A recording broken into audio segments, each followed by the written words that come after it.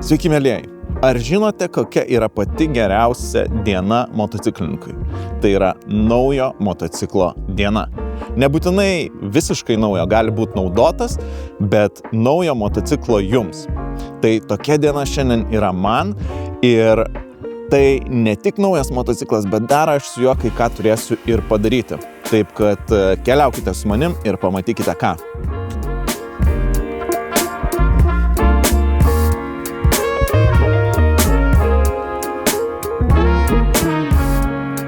Tada!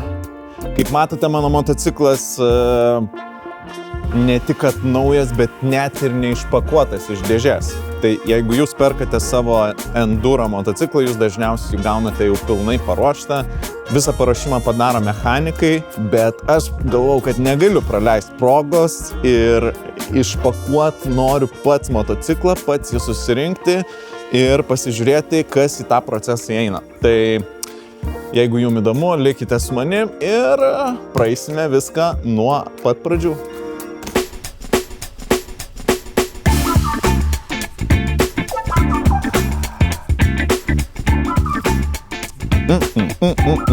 Visas gražiai supakuotas.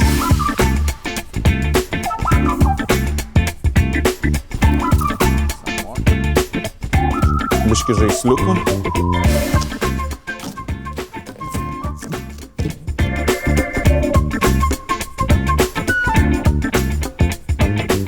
Sveiki gyvi. Šita dalis tai reikalauja papildomų rankų. Nėra taip lengva pačiam ją vienam padaryti, bet papildomas rankos laiko kamerą.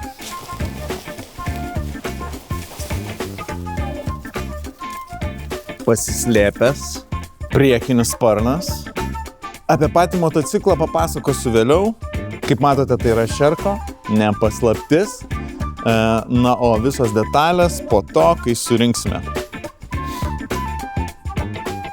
Turime tokį lapelį, kur rašo, kad viskas yra protestuota, kada buvo protestuota, motociklo tikslus modelis ir VIN kodas.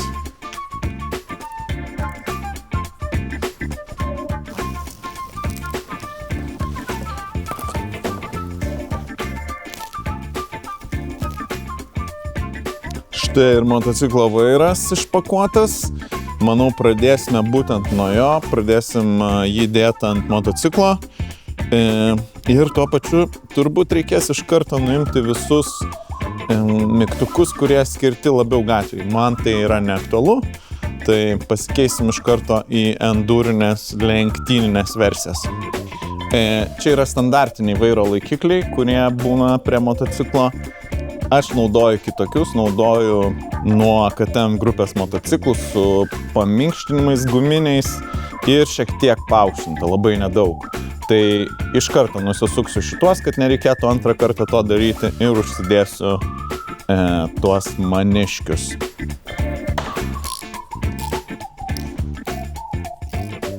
Jeigu atkreipsite dėmesį, šitie vairo laikikliai nėra simetriški.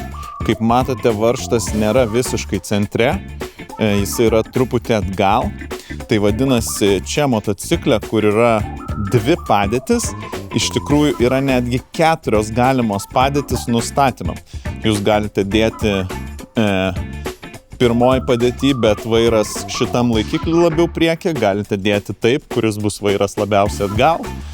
Arba galite dėti į priekį ir ten irgi pakeisti pusėmis. Tai žodžiu, galima tikrai labai tiksliai nusistatyti motociklą savo. Tai nepamirškite atkreipti tai dėmesį ir pasirinkti laikiklio pusę pagal tai, kur jums patogu.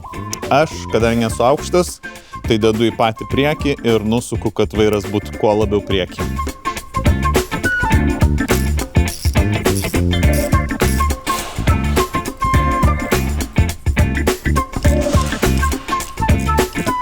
Beveik prisukau rankenas. Dedant rankenas reikia pasižiūrėti kampą jų, pasvirimą. Tai aišku, čia yra asmeninis reikalas, kaip jūs norit nusistatyti savo motociklą, bet pradžiai visada siūlau pasižiūrėti, kad rankenų linkimo ašis sutaptų su šakio ašimi. Tai nutaikysiu tokį kampą, taip pat reikia atitaikyti, kad jos būtų centre. Čia yra tam tikros žymės, tai pagal jas atitaikom ir tada jau, kai turim gerą poziciją, prisiveržiam viską pagal specifikacijas su newtonmetriniu raktu.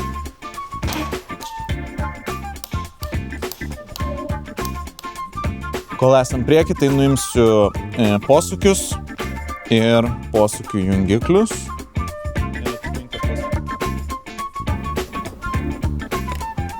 Sekantis žingsnis, nuimam posūkių ir lempų bei gesinimo ir pipsiuko jungtuką.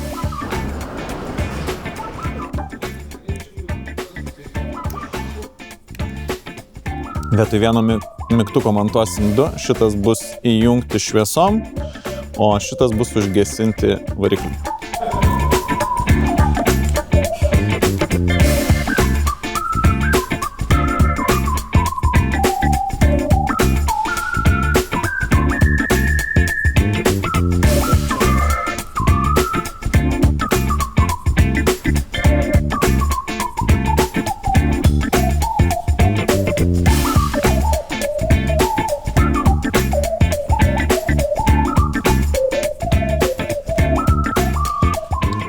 Stengiuosi neperveršti šitų rankenėlių, kad jeigu krisi, rankenėlė galėtų pasisukti ir taip nenulūžtų. Tai priveršiu tik tiek, kad įdėjus daug jėgos galėtų šiek tiek pasisukti. Tai... va taip, kažkur. Išimam spynelę. Dar vienas dalykas, ką rekomenduoju padaryti, tai gavus naują motociklą, ypač enduro, kur važiuosite visokias pelkes, purvus, dažnai plausite paaukštų slėgių, panaudokite tokį dalyką – Dielectric Grease. Specialus tepalas, kuriuo sutepate visus sujungimus elektrinius. Jis apsaugo nuo patekimo vandens ir tada rūdymo. Tai, žodžiu, tikrai prailginsit savo motociklo gyvenimo amžių. Prieš uždedant priekinį sparną ir baigiant su visa šitą priekinę dalim, pradžiai nusimsiu šitą baisiai atrodančią puslę ir pakeisiu į lenktyninę, o tada pabaigsime viską su priekį ir keliausime link motociklo galo. Kad nuimti šitą puslę, reikia nuimti ir galinį šį puikų Akropovičiaus bakelį.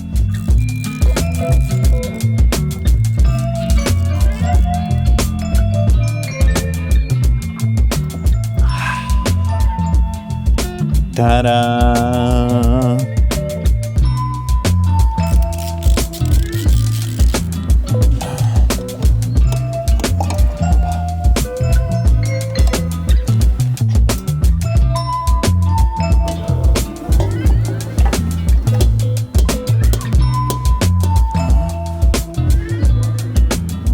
Pritvirtinam duslintuvą, biškį loktaitą,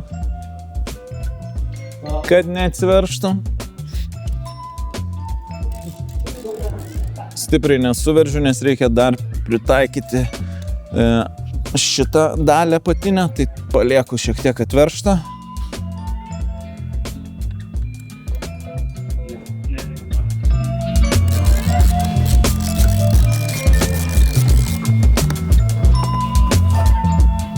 Kadangi dar reikės prieiti prie karburatoriaus ir pakeisti žiklerius, tai neprisukau pilnai duslintuvo ir paskui jau, kai atitaikysiu su bakeliu, kartu viską priveršiu, tada bus idealiai.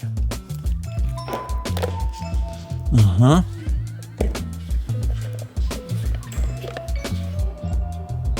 Išsiemam oro filtrą ir iš oro filtro išimam šitą dalį, kuri labai stipriai apriboja orą varikliui. Tai aišku, prie jo ateina ir žikleriai žymiai mažesni, dėl to reikės pasikeisti juos ir karburatoriui.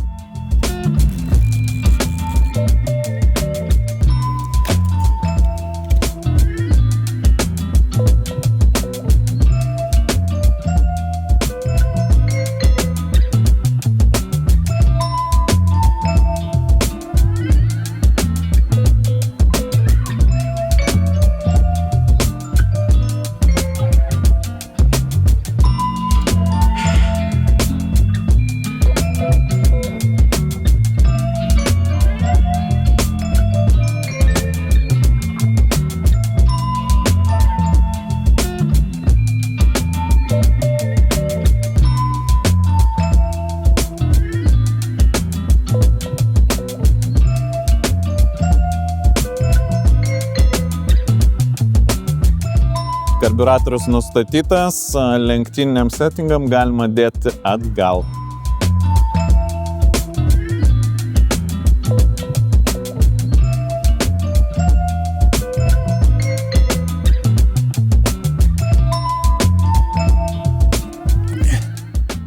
Dabar reikia nuimti visą šitą rėmelį plastikinį tam, kad galėčiau atsikratyti posūkiais ir numerio laikiklių. Man jo tokio tikrai neprireiks.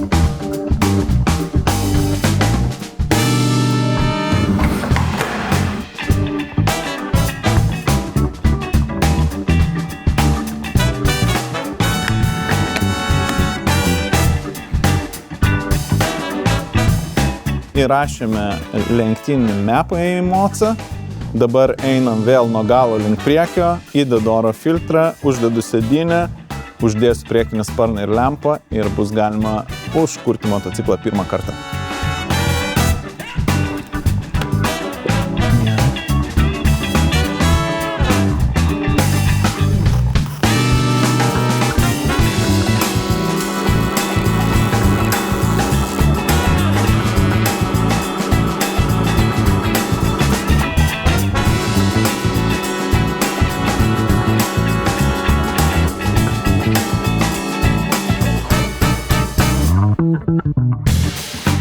Bet prieš užvedant, trumpai apie šį motociklą. Tai yra Sherco 300 SE Extreme. Labai riboto leidimo serija, kurios bus viso labo parduota tik 300 vienetų 2026 metais. Šis motociklas nuo Factory versijos skiriasi savo papildomais priedais, kurie yra skirti hard enduro varžyboms. Tarp tų priedų tempimo diržai priekį ir gale, stabdžių diskų apsaugos, sutvirtinta grandinės apsauga, variklio dantelių apsaugos, greitėšių ištraukėjai priekį ir gale, taip pat sutvirtintas skarvairas bei stipresni sankabos diskeliai viduje. Be to, akį traukiantis ir labai gerai žinomas skambantis Akrapovič duslintuvas. Nu ką, motociklą susirinkom, dabar beliko jį pabandyti užkurti.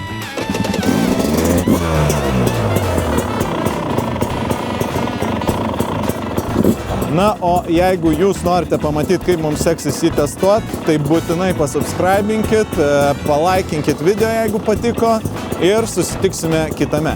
Iki.